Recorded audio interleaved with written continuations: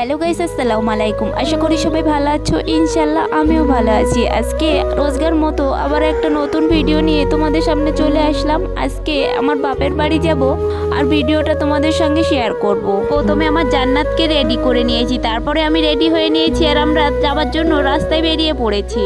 আমার বাপের বাড়ি হেঁটে যাচ্ছি কেন? কারণ হচ্ছে আমার বাপের বাড়ি খুবই কাছে। আমাদের শ্বশুর বাড়ির বাজার যেটা, আমার বাপের বাড়ির বাজারও সেটা। বন্ধুরা, তোমরা তো জানো আমাদের রাস্তায় খুবই কম গাড়ি চলে, তাই আমি হাঁটতে হাঁটতে দেখলাম একটা ভ্যান আসছে, তাই ভ্যানে উঠে পড়েছি। আর যাবার সময় জান্নাতের আব্বুর দোকানে গিয়ে একটু বসে বসে কিছুক্ষণ রেস্ট নিয়ে তারপরে আবারও যাওয়ার জন্য বেরিয়ে পড়েছি।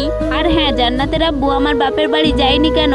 কারণ হচ্ছে ওর দোকান রয়েছে, দোকানটা বন্ধ করে যেতে হবে, তাই আর কি যাইনি কো। আমরা একাই গিয়েছিলাম আমার বাপের বাড়ি। আমার বাপের বাড়ি যাবার রাস্তাটা এত খারাপ হয়ে গেছে, ও রাস্তায় যেতে যেতে খুবই খিদে পেয়ে গেছে আর ভিডিও করতে খুবই কষ্ট হচ্ছিল, তাই একেবারে কিছু খেয়ে নিয়েছি। আর আমার জান্নাত খুবই খেলা করছিল নানির বাড়ি এসে। আমার বাপের বাড়ি হঠাৎ করে কেন আসলাম তার কারণ হচ্ছে আমার আম্মা ফোন করে বলছিল যে আমার অনেকগুলো হাঁস হয়েছে, তুই দুটো নিয়ে যা পোষার জন্য, আর আম গাছে অনেকটাই আম হয়েছে, তুই আম তেল দিবি বলছিলি, তাই আম তেলের জন্য কিছুটা আম পেড়ে নিয়ে যা। তাই আমি দেরি না করে তাড়াতাড়ি মাদের বাড়ি চলে আসলাম। আর ভিডিওটাই দেখতেই পাচ্ছ আমার আব্বুর পাকাগুলো কেমন ডিজাইনের। আমার আব্বুর পাকাগুলো হচ্ছে আমরা হয়েছি সেখান থেকেই দেখছি ওই পাকাগুলো ওরকমই ডিজাইন আর খুবই হাবা হয় পাকাগুলোই। বাপের বাড়ি অনেকদিন পরে আসলাম, তাই সবার সঙ্গে দেখা করতে বাইরের দিকে একটু ঘুরতে গিয়েছিলাম।